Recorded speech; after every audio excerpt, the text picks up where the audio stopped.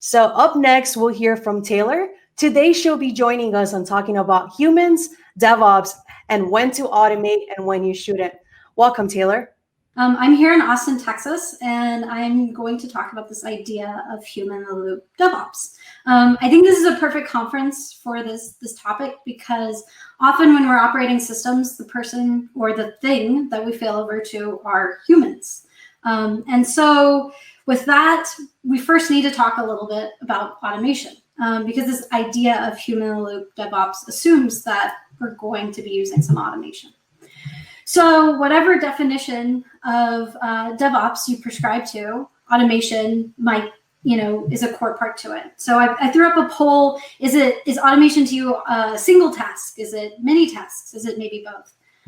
I think as we've grown with our use of everything as a service and APIs, we look at manual workflows and we're like, we could probably, automate some of these things. That's not necessarily a bad idea, but I think it deserves a little bit more scrutiny of whether we should be doing this. And so I see these days that automation is a spectrum. Shout out to J. Paul Reed for this inspiration for the spectrum of automation. And it's a large spectrum. You have everything that feels very manual, so things like Runbooks, to things that are more black boxes that we don't necessarily know how decisions are being made with like ML and AI. You have things that feel more like a single task, like in a script you write that you are manually doing the code for. Or maybe there's things like orchestration. Maybe you're using Chef to ensure that your Apache web server package is being run as a service. And there's some guarantees that we get there, but we don't necessarily see all the pathways to how we get there. And so where does human-in-the-loop sit in this view of automation? I feel like it spans a lot of areas. Everything from Runbooks to the edge of ML and AI. And so with that in mind, I first want to introduce myself. Hi, I'm Taylor Barnett. You can find me on Twitter at Taylor_ATX. I work at Transposit, where we're working on this idea of human-in-the-loop in the context of interactive runbooks that are turning alerts more into actions. Before Transposit, I worked a lot in the API space, working on teams that were building and maintaining public APIs. I worked on API design tooling. And then I also have spent a lot of time kind of being the liaison between engineering teams and our users, especially when things broke. So I'm really excited to kind of work more on these ideas because they're things I've struggled with in the past at other companies. And so Transposit right now, we're in a beta phase, and you can watch the website for more information in the upcoming week. So back to this idea of what is human-in-the-loop. So before we get into what I see human-in-the-loop DevOps is, I want to kind of cover more what is human-in-the-loop. It's typically defined as a model that requires some kind of human interaction. So think of it as something to train something, so like a simulation or modeling. And it allows humans to have this ability to interact and influence a model's direction. So to me, though, human-in-the-loop DevOps is more closer about automation. And as we saw, though, automation is a wide spectrum.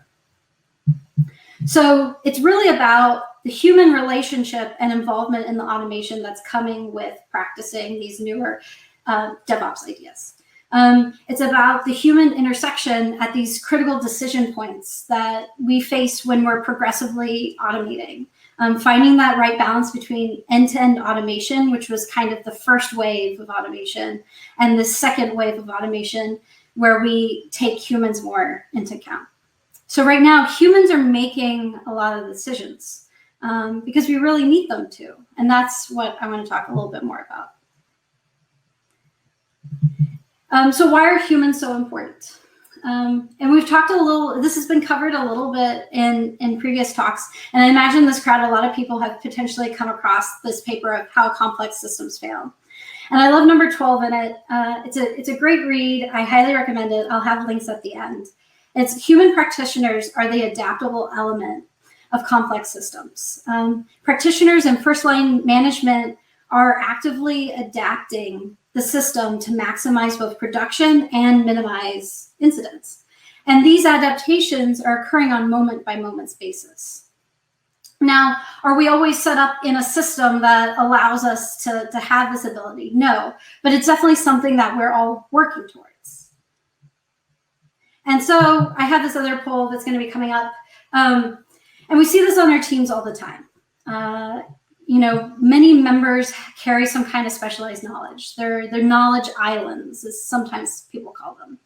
And that helps them make complex decisions with both unexpected and expected factors. And I feel like I've gone to someone in the midst of something very stressful and explain the situation, and you get some kind of answer of, it depends. It's happened many times over the years. And these are the types of things that's really hard for automation to handle. Humans are context aware of the complexity of the systems we work on. And so it's really important to focus on automation that augments that. There's this awesome paper that has now been referenced like hundreds of times across research called Ironies of Automation. It's from 1983. And it talks about the classic aim of automation, which is to replace human manual control and planning and problem solving by computers. At the very beginning of it, it has this line that it suggests that the increased interest in human factors among engineers reflects the irony that the more advanced a control system is, the more crucial may be the contribution of the human operator. A lot of the paper talks about this idea of human designers of automation and how that can go wrong, and how sometimes it's actually more dangerous to automate than if nothing was automated at all. And we've often seen this in incidents when we're playing around with the early stages of automation as part of our practice. I think one of my other favorite quotes from the paper is, it's ironic to train operators to follow instructions, so like a run book, and then put them in the system to provide intelligence to it. So be something better than that. And in the end, this talk is very merely an introduction to this, looking at automation through this lens. So we aren't going to solve all these problems here today. And Bainbridge said in the conclusion that the possibility that resolving them will require even greater technological ingenuity than classic automation. And so there will always be human involvement in automation. We can't automate out the humans when we're operating systems. And end-to-end automation breaks down in other ways too. You've seen the typical ways of, oh, we should automate this thing. And then we start going through like the list of things that need to be done and then realize we don't have like the time or resources. Maybe we try to partially do it and that ends up like blowing up in our faces even more. And the thing is, often automation doesn't have the ability to do coordination. You can't redirect or tell end-to-end automation to focus on something very specific once it's started. Amy talked about this some in the last talk, and some of this is the basis of coordination in socio-technical systems. There's this really great book called Understanding Computers and Cognition, A New Foundation for Design. It's a really good book, and a lot of it is on research on what it means to be a human and it means to be a machine. A lot of it's about language, but it talks about how computers cannot enter into a commitment, and that humans have to be responsible for the course of action. And I think that plays a lot into that computers cannot see the larger socio-technical system. And so Amy also talked about this idea, but I want to talk about this in the lens of human in the loop. So just in case you missed it, you have the line of representation. So that's your computer, keyboard, your monitor, your screen, the things that we actually are physically interacting with. Often we think that the system, when you ask someone, what is your system that you're operating in, we think the code, the tests, the databases, APIs, orchestration, scripts that are running. But really, when we add in humans, it looks totally different. We never actually interact with the code. We're instead have this representation of it in our heads. And because we can't actually see below the line, we have to form some kind of model of what the system looks like. how the things work, what will happen, what could happen, what avenues are open, what hazards are out there in these models. And the idea of human in the loop requires us to be able to identify goals and purposes and risks to decide how do we want to operate in our models. And these are not easily identified by automation that is running below the line. And the humans above the line, though, are able to adapt to their mental models to these situations. And they're the critical part to the resilience of our systems. And also, the human designer sits above that line. And so it's really hard for the human designer to necessarily clearly see what's going on below the line with automation. And there can be a big disconnect there. So with this in mind, let's talk about some examples of pulling in humans at critical junctures. So there's this idea of interactive runbooks. So maybe in a incident response kind of situation. So we're all familiar with it. You're on call, you're asleep. It's 2:30 West Coast time, which is about 10:30 London, and you're woken up by a pager on your phone. For many of us, that is a very manual process. It is, for some of us, there might be some automation now being thrown in there. But when you're in the middle of an incident, it's really costly to not understand what that automation is doing. It's taking off. It's off to the races. And, you know, we can't necessarily evaluate if the decisions it's making are necessarily correct. And it can lead to bigger problems when you don't fully understand the context of what's going on in the system when you're paged. So end-to-end isn't really an option for us. But what if we augmented the work of some of that incident response with runbooks, where the human operator is in control and able to see the different levers that could be pulled, exposing different controls that are available to them, but you're not completely hiding it away. For some, this may look like instructions and advice. So we might be able to show some historical information and learn from past incidents and surface that up based on the types of alerts that we're seeing. But also very clearly showing why it's being surfaced up so that there isn't this like black box hiding some of it away. Maybe that's surfacing documentation or just useful write-ups from past incidents. I've tried to search a wiki in stressful situations, and it always breaks down, and I then end up having like a bajillion tabs open, and none of the information then becomes useful to me in the moment. It ends up becoming easier to go ask the subject matter expert in that area, which then takes, you know, dealing with coordination and a whole other different constraints. And then also often in an incident, we're trying to diagnose by matching signals or symptoms. And those might be based on maybe a really painful incident we experienced in the past, or maybe it's in our recent memory, something. That's really hard if you did not experience it yourself. So how do we transform that experience more into a form of expertise? And doing that within our runbooks in an interactive kind of way can be really helpful. Now, in Ironies of Automation, they use the term human error, and that, you know, could be up for debate. A lot of manual workflows can be error prone, but sometimes that is a symptom of something bigger going on. I think, though, that if we do have ways to make these runbooks more interactive, we could maybe have a way to say, if we're going to be doing these types of activities, maybe there is some kind of check. Because diagnosing the bigger problem in the system might be a lot more of a larger cultural shift or other things to investigate that we can't exactly do right away sometimes. Because we know we've all seen the incidents that were based on the wrong command being run, but we're maybe a lot bigger of a problem. And then we're also getting access to data and tools. So data being maybe information from past incidents, getting access to tools in a faster way rather than having to have 10 tabs open or something like that while you're actually doing your incident response. The next example is a field automated build.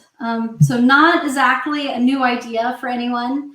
but rather I want to think about it in the lens of human in the loop, because it's something a lot of us are already doing as kind of a human in the loop process. Developer builds can be flaky occasionally, hopefully not yours. And we don't want to always automatically rebuild for transient reasons. Fixing a build, though, requires a developer to have to shift what they're working on and can take extra time and brain power to find and fix the problem. And so there's a lot that goes into it. Letting a developer know that their build has failed is something that most systems are already doing. But what if we surfaced more of the logs and got them the right tools and information to take action faster and pulling them into one place? So there's often a lot to consider when you're trying to fix a build. Sometimes it's also harder if you have less experience with the system, the actual code part. Let the human be the detective. That's something Tammy talked about earlier today in her talk. The system is the trigger, that's the automated part, but letting the person know, but provide the tooling to allow humans to investigate and make it easier for them then to take action based on those findings. It's kind of like choose your own adventure, but it's also based on and informed by expertise and past experiences. So where do you start? That's a big question. You need a way to do phases of improvement. And a lot of times I feel like people forget about their existing tooling. Tying it together can be really powerful sometimes. Finding those checklists that we have in, launch ready checklist, whether something is production ready, whether that be in a runbook or a playbook, and we're finding those. Often though, they go stale over time, but unless we continuously evolve them, we have no spec for how to automate something. We have no idea what the steps are. So we need to work on those checklists. And then when we're kind of getting to that place, it's also adding in interactive steps. So this could be as simple as, having scripts be part of these checklists and they be a thing that's checked in and actually, under a code repository. There's also this idea of do nothing scripts. There's a really great blog post I will share at the end about it. And it's a form of gradual automation. And so many tasks are often, when we're doing investigation, are nonlinear in complexity, which are hard for wikis to handle. A do nothing script is more similar to kind of like choose your own adventure, but not actually automating anything from the start. It's more walking you through the steps. There's also code we wrote so we can kind of see what are the different pathways. They also have the benefit of not being just stuffed away in a wiki and could actually be something versioned and updated in a more way that we treat our code.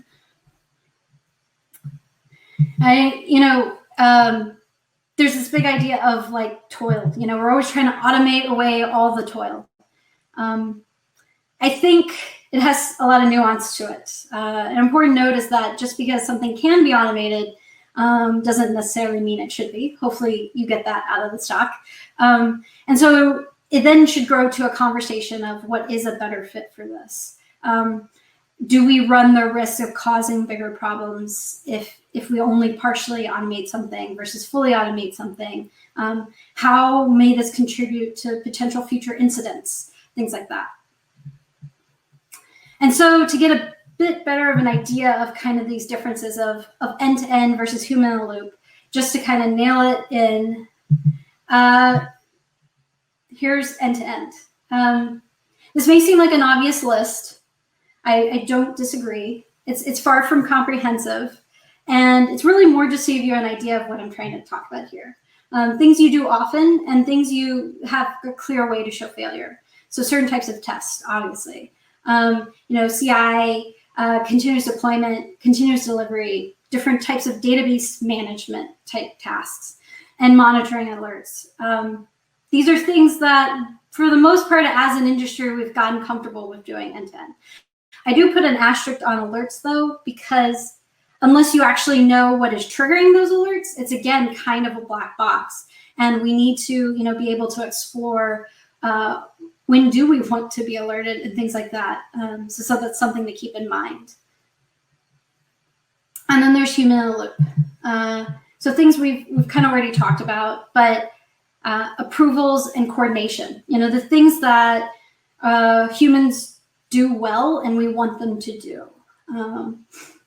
Approvals also could be something like, someone just needing permission, being able to automate part of that process versus having to have it totally rough and manual. Certain types of code reviews. So I come from a API design community background, and a lot of what I focused on was like, how can we make API designs better? And there's this idea of being able to lint them in code reviews. And we do linting in our code in other areas too. I don't think we necessarily always think of that as a human in the loop operation, but it actually kind of is, because something is being automated. And then you have someone, an actual human, coming in after that and doing some kind of code review. There's rollbacks of deployments. Part of that might be a very manual human decision, and the other part might be an automated task. And then you also have, what we talked about augmenting human investigation and incident response. Another example of that might be, say we're having some issues with a particular API request. Getting all the logs from different systems for that request and pulling them together in a very automated fashion, but then laying it in front of the human investigator to have them actually do more digging and make a decision of what are the next steps. So where does it happen? Where does this human in the loop thing happen? We don't want to build more new UIs. We want to be working where we're already doing coordination, where we're already working through incidents, whether that be, in chat, something based to our alert systems. We also have the problem of, when we are trying to do coordination, are we looking at the same data? So does that mean like pulling things into Slack so that, the two people investigating something are working together, versus having 10 tabs open and not being sure we're actually looking at the same graph? Because I know that has happened to me before. And so the important thing is just thinking about it, like, where is our team right now and how can we build up and help them there? And the last thing I want to talk about is this idea of reducing cognitive load. Humans are failover often in incidents, and that's a lot of pressure to put on them. So how do we best equip them for success? There's this example I've personally felt many times over. And in case you aren't familiar with this idea of playing telephone, it's a game occasionally kids play, but one person has a phrase and then they whisper it to another person and then they whisper it to another person. I often feel like I'm doing that. I felt like I'm doing that in an incident, whether that be, DM conversations, whether that be, being thrown in all different directions with different tooling and data. And I think it's something that's really common when you're really struggling to bring, coordination together in an incident. And I want people to think about, like, what if we used human in the loop to help us learn from past incidents, surface useful information easier, and make the experience of on-call better. This is just a start to thinking about this. So hopefully this has maybe progressed the way you're thinking about automation in your DevOps practice. Hopefully it gives you some ideas, and thank you very much. I just want to end, I'll be able to do Q&A in Slack. You can find my email on there, find me on Twitter. I'll also be posting different papers and links also in Slack, and thank you very much. Thank you so much, Taylor, for joining us. Do you want to take a question? We have a little bit of time, and there's one posted on here. Let me look over. So on the published, so question and answers on published, and I'll read it out.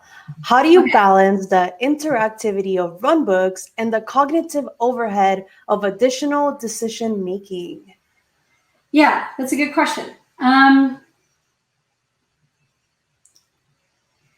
I mean, a lot of it I feel is built on top of being able to build experience. If you are a new on-call engineer, that cognitive overhead is going to be a lot larger than if you're an experienced pro that knows exactly the path you want to go down because you're matching signals to different things.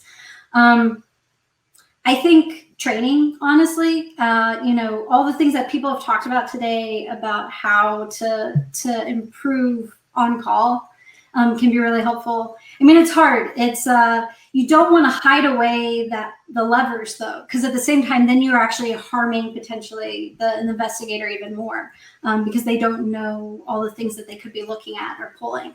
But yeah, that's a good question. Yeah, definitely. No, I was actually wanting to hear your answer because I'm like, this is actually such a good question. And especially with what y'all are building with the interactive runbooks. And I think I saw one of the comments in your Q&A channel that was like, yeah, I know what it's like going out through wikis or just searching your sysh bash history. Like, wait, how do I actually fix this? So I also love the point you mentioned, the playing telephone, and it kind of like goes with that training. How can we actually train all the engineers that we're putting on call to try to get them to have those mental models and be able to solve incidents a lot quicker?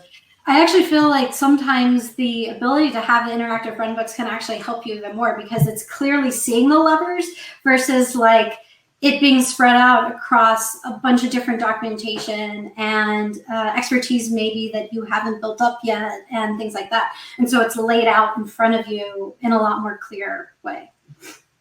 Definitely. We have another question that just came in. Does self-managed networks avoid human errors? I don't have a good answer for that one, V. Let's talk about it more in the Q&A channel. Yeah, I would love to talk more about that. Perfect. So if you have any more questions for Taylor, find her on the Q&A channel, which is QA-Taylor-Barnett, and she'll be able to provide you more links, continue sharing the knowledge that she has given us in her talk. Thank you once again. Thanks. Bye.